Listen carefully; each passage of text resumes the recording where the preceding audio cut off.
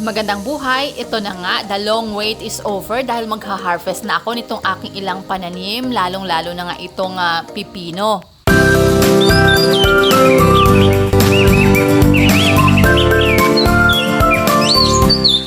Meron nga ditong nag-iisang bunga na pwedeng-pwede nang i-harvest. Hindi ko nga kaagad ito nakita dahil nasa bandang itaas na ito ng aking tanim. Saka ko na nga lang ito nakita nung medyo malaki na. Siguro ay nasa mga 6 to 7 inches na ang haba nito. Kung kaya naman ay pwedeng-pwede na natin itong kuhanin.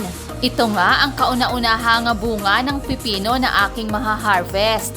Ang sarap nga sa pakiramdam kapag umaani ka na ng iyong pananim. Bukod pa nga dito sa pipino ay meron na ring bunga itong aking okra. Mas gusto ko nga palang kainin ang maliliit na okra kung kaya't kukunin ko na itong dalawa. Ngayon nga ay paisa-isa at padala-dalawa pa lang ang maha-harvest ko dito sa aking garden. Pero sa susunod nga ay sigurado ako na medyo marami ng pipino dahil nakikita ko na ang mga susunod na bunga nito at magkakasabay sila. Sa second harvest ko ay pwedeng-pwede ko na itong i-share sa kapatid at nanay ko dahil gustong-gusto nga din nila itong pipino. Ang sumunod ko namang hinarvest ay itong Chinese kangkong na nasa ilalim lang ng aking tanim na pipino. Hindi ko nga ito bubunutin, sa halip ay tatalbusan ko lang ito para patuloy pa rin na sumibol ang dahon. Isa pala itong Chinese kangkong na inire-recommend ko na pwedeng-pwede ninyong itanim dahil ang bilis lang din itong anihin. Bukod pa doon ay hindi ito lapitin ng mga insekto di kagaya ng pipino.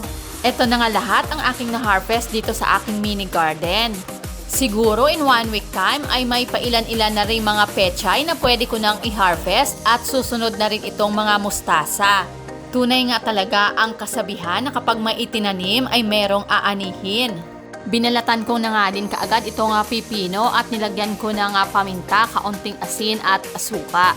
Yun lamang po, maraming salamat sa inyong patuloy na panonood. Please click the like and subscribe button. Keep safe and God bless!